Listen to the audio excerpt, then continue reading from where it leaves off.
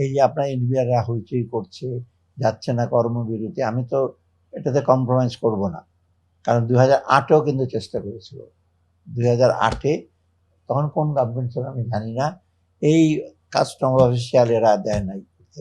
কারণ অটোমেশন করলে, তারপরে ব্যবস্থা উন্নয়ন করলে অবস্থা কিন্তু এতদিন অনেক ভালো হতো। এখন আমরা এটা করছি এবং এটা করে, এটা তো ডিসেম্বরের মধ্যে ডেফিনেটলি আমি, এখন তো অধ্যাদেশে যেটা একটা সময় আছে, ম্যান পাওয়ারটা কী হবে, অর্গানোগ্রামটা কী হবে, কোন জায়গায় কতটা হবে।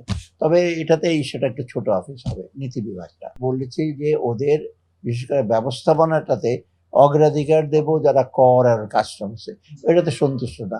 ওরা বলে যে বলে দিতে হবে ওখান থেকে। আমি যে এটা তো অলরেডি যে ল মিনিস্ট্রিতে ভেটিংয়ে বলছে, এইগুলি স্যার বললে আপনার হবে না, পাসই করতে পারবেন না আপনি। এটা আপনার কাউন্সিলও যাবে না, আর প্রেসিডেন্টও সই করবে না। ওটাতে দিয়েছি। আর যেটা নীতি বিভাগে বলেছি, ওখানে যারা আসবে, যারা রাজস্ব, অর্থনীতি, পরিকল্পনা, সে যাদের যারা নলেজ দিয়ে পলিসিটাতে করবে, এবং সেখানে বলছে ওদের তো আপত্তি না, ওরা তো লোক আসবে। আর এনবিআর দিয়ে কত 20,000 না 25,000, একজনকে তো টাচ করা হবে না।